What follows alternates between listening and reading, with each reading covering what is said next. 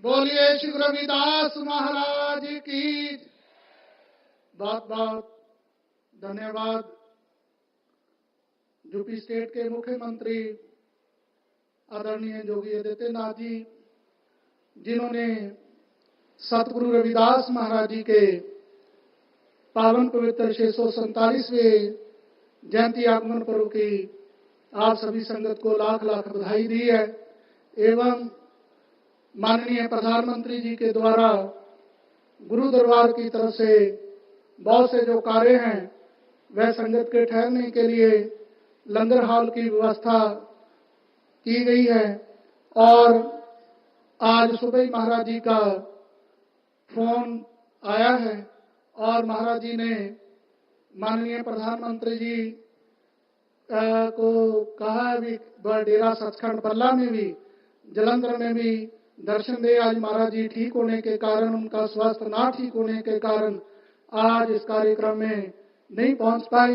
तो गुरु प्यारी साध संगत जी, बहुत से कार्य अभी गुरु रविदास महाराज जी के नाम पर, जो लाखों में नहीं आज करोड़ों में गुरु रविदास महाराज जी के अनुयायी हैं, उनकी आज गिनती करोड़ों में है। तो गुरु प्यारी साध संगत जी, आओ सतगुरु रविदास महाराज जी के 647वें आगमन पर्व पर मैं निवेदन करूंगा माननीय प्रधानमंत्री जी श्रीमान नरेंद्र मोदी जी के आज के शुभ दिन पर जगत गुरु सतगुरु रविदास महाराज जी की 647वीं जयंती पर आप सभी संगत को शुभकामनाएं देंगे। बेनती करूंगा माननीय प्रधानमंत्री, बोलिए श्री रविदास महाराज की, सतगुरु स्वामी सर्वदास महाराज की, श्री रविदास शक्ति, श्री रविदास शक्ति, श्री रविदास शक्ति। जय गुरुदेव। सतनाम।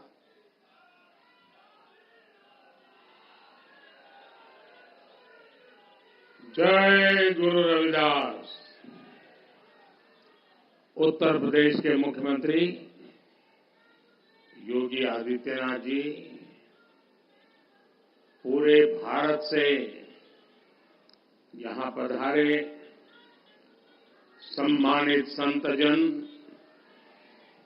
भक्तगण और मेरे भाइयों एवं बहनों, आप सभी का मैं गुरु रविदास जी जन्म जयंती के पावन अवसर पर उनकी जन्मभूमि में स्वागत करता हूं। आप सब रविदास जी की जयंती के पर्व पर इतनी दूर से यहां आते हैं। खासकर मेरे पंजाब से इतने भाई बहन आते हैं कि बनारस खुद भी मिनी पंजाब जैसा लगने लगता है। ये सब संत रविदास जी की कृपा से ही संभव होता है। मुझे भी रविदास जी बार बार अपनी जन्मभूमि पर बुलाते हैं।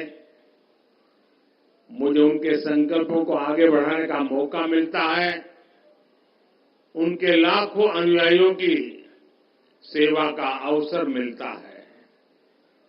गुरु के जन्म तीर्थ पर उनके सब अनुयायियों की सेवा करना मेरे लिए किसी सौभाग्य से कम नहीं है। और भाइयों बहनों, यहां के सांसद होने के नाते, काशी का जनप्रतिनिधि होने के नाते मेरी विशेष जिम्मेदारी भी बनती है। मैं बनारस में आप सबका स्वागत भी करूं और आप सबकी सुविधाओं का खास ख्याल भी रखूं, ये मेरा दायित्व भी है। मुझे खुशी है कि आज इस पावन दिन मुझे अपने इन दायित्वों को पूरा करने का अवसर मिला है। आज बनारस के विकास के लिए सैकड़ों करोड़ रुपयों के विकास परियोजना का लोकार्पण और शिलान्यास होने जा रहा है। इससे यहां आने वाले श्रद्धालुओं की यात्रा और सुखद और सरल होगी। साथ ही संत रविदास जी की जन्मस्थली के विकास के लिए भी कई करोड़ रुपयों की योजनाओं का लोकार्पण हुआ है।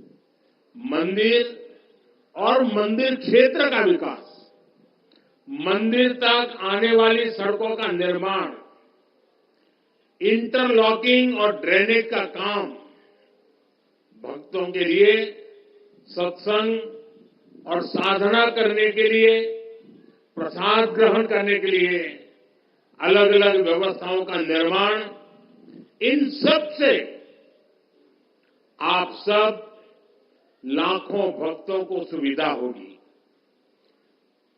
माघी पूर्णिमा की यात्रा में श्रद्धालुओं को आध्यात्मिक सुख तो मिलेगा ही, उन्हें कई परेशानियों से भी छुटकारा मिलेगा।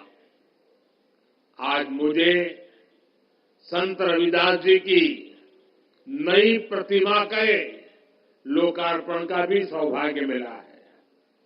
संत रविदास म्यूजियम की आधारशिला भी आज रखी गई है। मैं आप सभी को इन विकास कार्यों की अनेक अनेक शुभकामनाएं देता हूं। मैं देश और दुनिया भर के सभी श्रद्धालुओं को संत रविदास जी की जन्म जयंती और माघी पूर्णिमा की हार्दिक बधाई देता हूं। साथियों, आज महान संत और समाज सुधारक गाडगे बाबा की जयंती भी है। गाडगे बाबा ने संत रविदास की तरह ही समाज को रूढ़ियों से निकालने के लिए, दलितों वंचितों के कल्याण के लिए बहुत काम किया था। खुद बाबा साहब आम्बेडकर उनके बहुत बड़े प्रशंसक थे। गाडगे बाबा भी बाबा साहब से बहुत प्रभावित रहते थे। आज इस अवसर पर मैं गाडगे बाबा के चरणों में भी श्रद्धापूर्वक नमन करता हूं। साथियों, अभी मंच पर आने से पहले मैं संत रविदास जी की मूर्ति पर पुष्प अर्पित करने, उन्हें प्रणाम करने भी गया था। इस दौरान मेरा मन जितनी श्रद्धा से भरा था, उतनी ही कृतज्ञता से भी भीतर महसूस कर रहा था।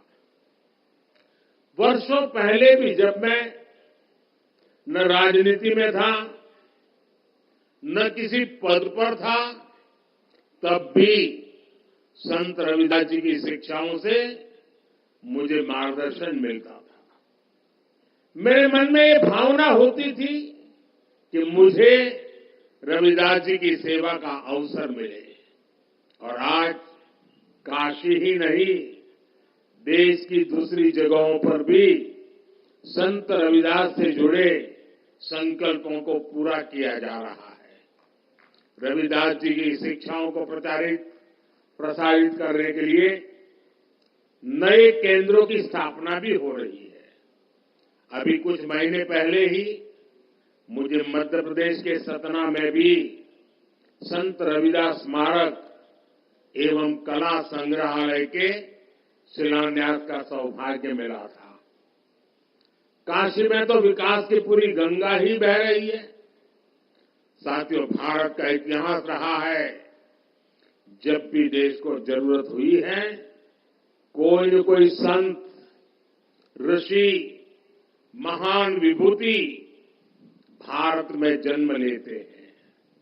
रविदास जी तो उस भक्ति आंदोलन के महान संत थे, जिसने कमजोर और विभाजित हो चुके भारत को नई ऊर्जा दी थी। रविदास जी ने समाज को आजादी का महत्व भी बताया था और सामाजिक विभाजन को भी पाटने का काम किया। ऊंच नीच, छुआछूत, भेदभाव, इस सब के खिलाफ उन्होंने उस दौर में आवाज उठाई थी। संत रविदास एक ऐसे संत है जिन्हें मत, मजहब, पंथ, विचारधारा की सीमाओं में नहीं बांधा जा सकता। रविदास जी सबके हैं और सब रविदास जी के हैं। जगत गुरु रामानंद के शिष्य के रूप में उन्हें वैष्णव समाज भी अपना गुरु मानता है। सिख भाई बहन उन्हें बहुत आदर की दृष्टि से देखते हैं। काशी में रहते हुए उन्होंने मन चंगा तो कठौती में गंगा की शिक्षा दी थी। इसलिए काशी को मानने वाले लोग, मां गंगा में आस्था रखने वाले लोग भी रविदास जी से प्रेरणा लेते हैं। मुझे खुशी है कि आज हमारी सरकार रविदास जी के विचारों को ही आगे बढ़ा रही है। भाजपा सरकार सबकी है। भाजपा सरकार की योजनाएं सबके लिए है। सबका साथ, सबका विकास, सबका विश्वास और सबका प्रयास, ये मंत्र आज 140 करोड़ देशवासियों से जुड़ने का मंत्र बन गया है। साथियों, रविदास जी ने समता और समरसता की शिक्षा भी दी और हमेशा दलितों, वंचितों की विशेष रूप से चिंता भी की। समानता वंचित समाज को प्राथमिकता देने से ही आती है। इसलिए जो लोग, जो वर्ग विकास की मुख्य धारा से जितना ज्यादा दूर रह गए, पिछले 10 वर्षों में उन्हें ही केंद्र में रखकर काम हुआ है।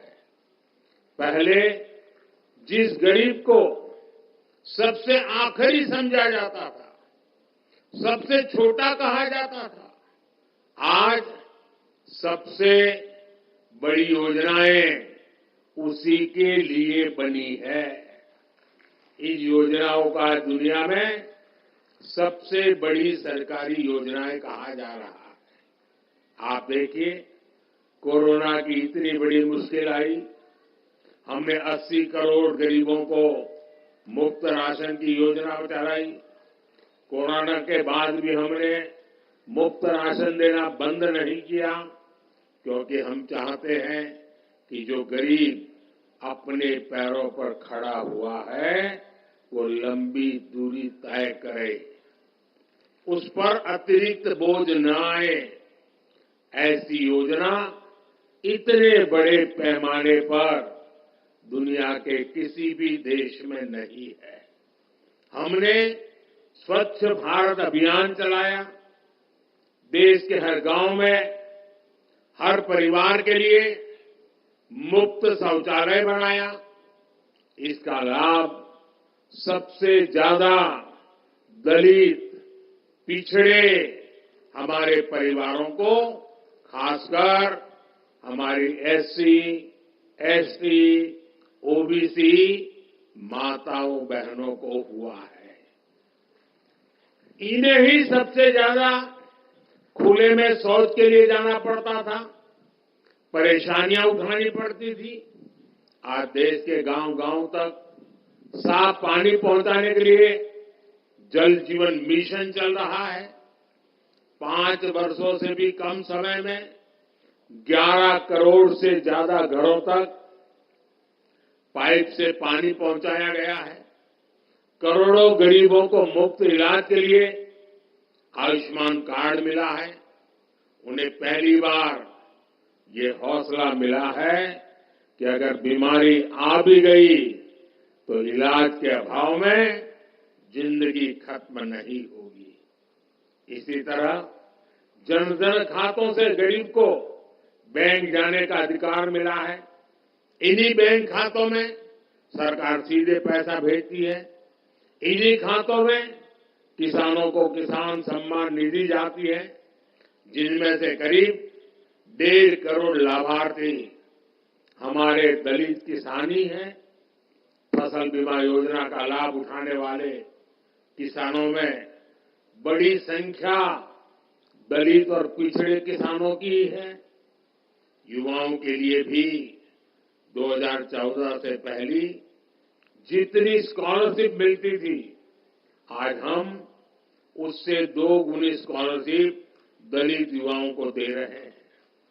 इसी तरह 2022-23 में पीएम आवास योजना के तहत हजारों करोड़ रुपए दलित परिवारों के खातों में भेजे गए ताकि उनका भी अपना पक्का घर हो। और भाइयों बहनों, भारत इतने बड़े बड़े काम इसलिए कर पा रहा है क्योंकि आज दलित, वंचित, पिछड़ा और गरीब के लिए सरकार की नीयत साफ है। भारत ये काम इसलिए कर पा रहा है क्योंकि आपका साथ और आपका विश्वास हमारे साथ है। संतों की वाणी हर युग में हमें रास्ता भी दिखाती है और हमें सावधान भी करती है। रविदास जी कहते थे, जात पात के फेर मही उर्जी रही सब लोग, मानुष ताकू खात है रविदास जात कर लोग। अर्थात ज्यादातर लोग जात पात के भेद में उलझे रहते हैं, उलझाते रहते हैं। जात पात का यही रोग मानवता का नुकसान करता है। यानी जात पात के नाम पर जब कोई किसी के साथ भेदभाव करता है तो वो मानवता का नुकसान करता है। अगर कोई जात पात के नाम पर किसी को भड़काता है तो वो भी मानवता का नुकसान करता है।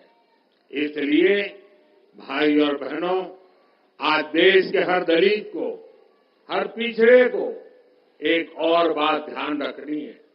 हमारे देश में जाति के नाम पर उकसाने और उन्हें लड़ाने में भरोसा रखने वाले इंडी गठबंधन के लोग दलित, वंचित के हित की योजनाओं का विरोध करते हैं। और सच्चाई ये है कि ये लोग जाति की भलाई के नाम पर अपने परिवार के स्वार्थ की राजनीति करते हैं।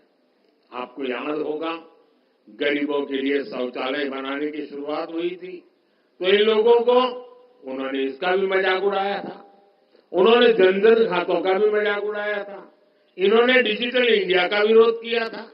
इतना ही नहीं, परिवारवादी पार्टियों की एक और पहचान है, ये अपने परिवार से बाहर किसी भी दलित, आदिवासी को आगे बढ़ने नहीं देना चाहते। दलित, आदिवासियों का बड़े पदों पर बैठना इन्हें बर्दाश्त नहीं होता है। आपको याद होगा, जब देश में पहली आदिवासी महिला राष्ट्रपति बनने के लिए महामहिम द्रौपदी मुर्मू जी चुनाव लड़ रही थी तो किन किन लोगों ने उनका विरोध किया था, किन किन पार्टियों ने उन्हें हराने के लिए सियासी लामबंदी की थी। वे सब की सब यही परिवारवादी पार्टियां आई थी जिन्हें चुनाव के समय दलित, पिछड़ा, आदिवासी अपना वोट बैंक नजर आने लगता है। हमें इन लोगों से, इस तरह की सोच से सावधान रहना है। हमें जातिवाद की नकारात्मक मानसिकता से बचकर रविदास जी की सकारात्मक शिक्षाओं का पालन करना है। साथियों, रविदास जी कहते थे, 100 बरस लो जगत मई जीवत रही करू काम। रविदास कर्म ही धर्म है, कर्म करहु निष्काम। अर्थात 100 वर्ष का जीवन हो तो भी पूरे जीवन हमें काम करना चाहिए, क्योंकि कर्म ही धर्म है। हमें निष्काम भाव से कर्म करना चाहिए। संत रविदास जी की शिक्षा आज पूरे देश के लिए है।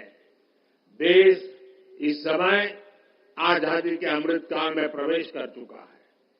पिछले वर्षों में अमृतकाल में विकसित भारत के निर्माण की मजबूत नींव रखी जा चुकी है। अब अगले 5 साल हमें इस नींव पर विकास की इमारत को और ऊंचाई देनी है।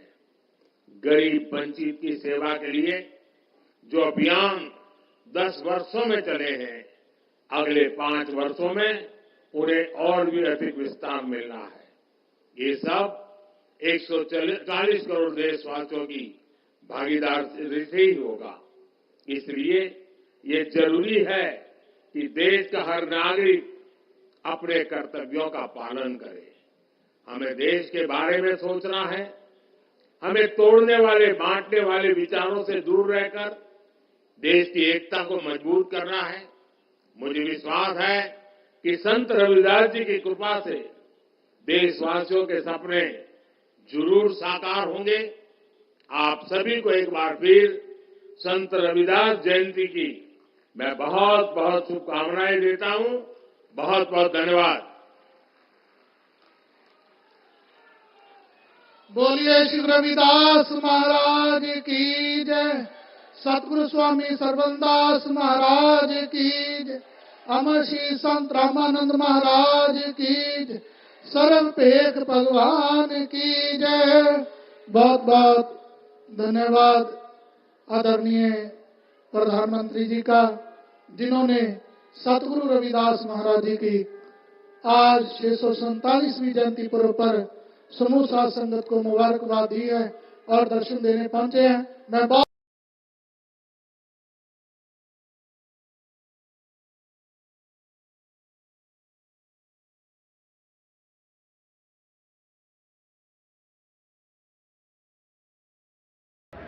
Film opens on shitty blockbuster. मतलब मिनिमम 50 कार्स का अंतिम संस्कार। रोहित की फिल्मों में हड्डियों का टूटना तो एक्सपेक्टेड है। Thankfully Tata AIG health insurance के साथ तो कंप्लीट क्लेम्स मिलना भी एक्सपेक्टेड है। Tata AIG health insurance, trusted name, complete claim. Matter for India. We now want a matter for India, and I think that's the unlock that this country needs, and it's coming. Okay, so enough about India. Let's quickly talk about AI. And what you see on this chart is a set of customers.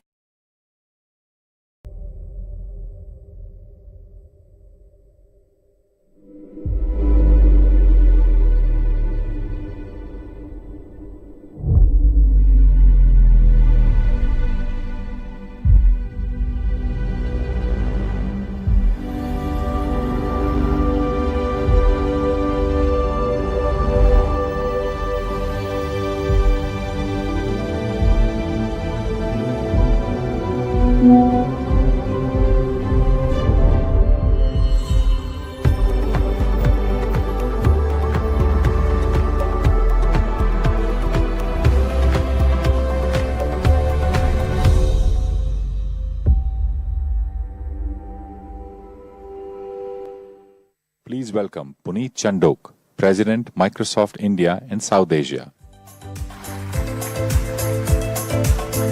Good morning, Bengaluru. How's the Josh? Come on, how's the energy? It is amazing to see all of you here, and there are 1,000+ developers around. I don't know if I should call this a room or a hall or a stadium. There are many more outside, and there are many more watching live. So thank you for being here. Today is all about you.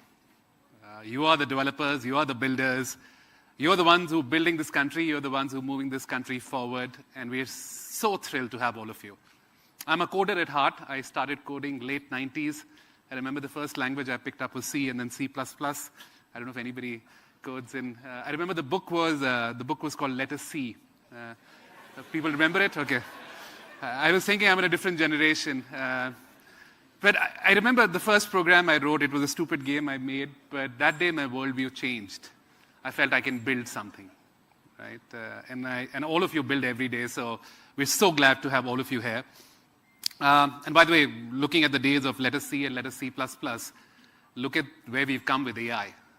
If you look at the picture behind me, it's an absolutely outstanding view of Bangalore, or Bengaluru as we know it, and in the future that's coming our way. This is made by Copilot. I asked it to build it last night. I said I should welcome you in Bengaluru style. But we've got a really exciting lineup for you today, folks. I'll bring in Satya on the stage in a few minutes, and I know you're all waiting for him. Yes, Satya is going to be here in a few minutes, and he's going to talk about how AI is going to shape not just our lives and our organizations, but our societies and our country. And I'm really looking forward to that. And after that, I have a few of my favorite people coming on stage. Rajiv Kumar, who runs IDC, the Microsoft IDC in India. Charumati Srinivasan, who runs all of our cloud and AI capabilities in India. And Sandeep Allur, who runs the Microsoft Technology Center in India. They're going to come and have a real conversation around how AI is going to change what you do every day. How AI is going to change engineering development every day. With that, by the way, I also want to welcome a set of people who are not in the room. Can we roll the video, please? And I said, I'm amazed to see 100,000 people around in the room today. But we've got 2 million professional student developers across India who are engaged with Microsoft and everything that we're doing in AI.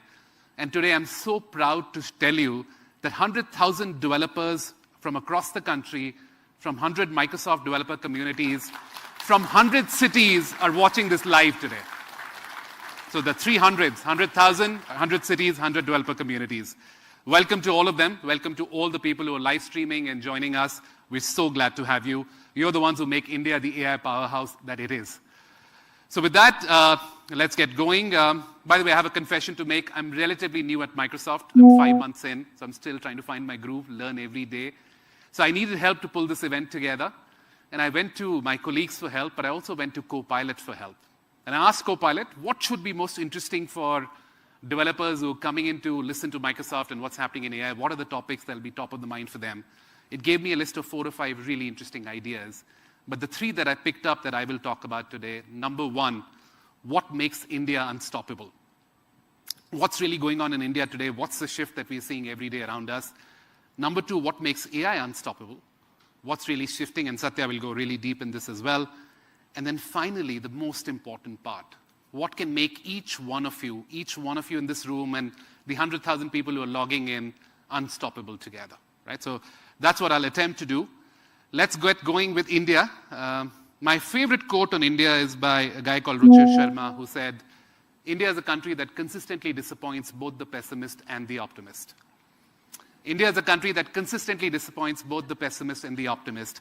But that is changing now. We're only disappointing the pessimists. And I'll show you why. And there are lots of statistics on this page. I'm not going to go through all of them. You know these numbers. Everybody in India knows these numbers. But I'll just pick three of them quickly for you. Number 1, we know India's got 100,000 startups. We're the 3rd largest startup ecosystem in the world. But do you know India is producing 100 new startups every day? 100 new startups are coming up around you, a lot of them in Bangalore and Hyderabad and different cities. But 100 new startups, which is more than any other country in the world. And that's an outstanding number. Every 6th, by the way, that's worth a clap for sure. Thank you. I'll give you another statistic which is worth a clap, and I'm kind of edging for claps now. But every 6th AI developer in the world today, every 6th AI developer, AI researcher is coming from our nation. Every 6th developer. It is just outstanding to see what you all are building.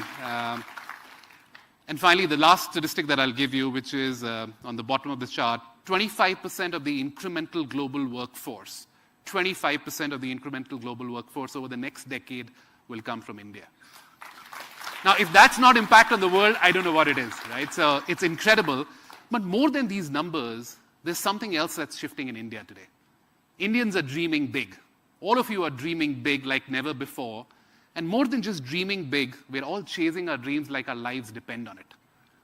Like our lives depend on it. And I think that is the big shift that's happening. And this will lead this generation, which is all of you, this generation of Indians, to redefine everything.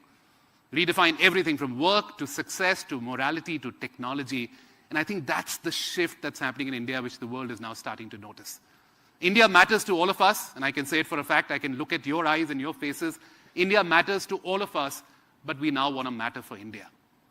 We now want to matter for India, and I think that's the unlock that this country needs, and it's coming. Okay, so enough about India. Let's quickly talk about AI. And what you see on this chart is a set of customers in India. You know all of these logos. We work with them every day. They're all building on Microsoft. They're building AI on Microsoft. And our purpose in India, as Microsoft India, is to be the most trusted, the most innovative AI partner for India. AI for everyone. That's why we get out of beds every day. That's what we're trying to do every day. And we've moved from talking about AI to applying AI at scale. And customers always vote with their feet. We all know this. And if you look at this chart, there's a march going on towards Microsoft when it comes to AI. And by the way, these are not just logos. There are real stories behind them. And we've got lots of material outside. At some point, when you're walking out, you should look at this. But there are lots of showcases and use cases that we're pulling together of real impact. Let me come to the final part of the conversation. India is becoming unstoppable. AI is getting better and delivering real impact every day. How can all of you become unstoppable? And I'll give you 3 simple tips. I'll go to first principles. I'll keep it very simple. The first, and these are my 3 calls to action, learn AI. And this is my cute take on AI IQ. I call it AIQ. Pardon me for that. But I genuinely believe that the opposite of knowledge on AI today is not ignorance. It's not ignorance. It's the illusion of knowledge. Sometimes I feel I'm trying to figure this out and I'm there. I'm not there by a mile. We all have to learn. And if you're not learning every day, and by the way, that's something you should teach us. You guys learn every day. But if you're not learning about AI every day, you are falling behind. Don't do that. Learn every day. Number 2, unlock productivity. Start using copilots. And I showed you the picture. I showed you Copilot help me pull this agenda together. And my own personal productivity, my email productivity has gone up by 50%. 2/3 of my emails I don't write anymore. A lot of my meetings get transcribed and the action and the summaries come together beautifully. It drives a ton of effectiveness. In the US, we're seeing 30 minutes of time saved per user per day. Imagine if all of you get 30 minutes of time back every day to things that really matter to you. Don't miss the opportunity. And by the way, AI, as I said, right, I started by saying learning. You have to learn, but learning is only abstract unless you really put this into practice. And finally, drive AI capabilities in the organizations you work with. Don't just make sure that people around you, the ecosystem, the organization, they're not just dipping their toes, but they're actually using AI. So I'll keep it simple. Learn it, use it, deploy it. Learn it, use it, deploy it, and that's how we get going. And then, of course, we need to work on data and governance to bring all of this together. Let me wrap this up, and I'm going to leave you with 3 messages quickly, folks. India is not just incredible.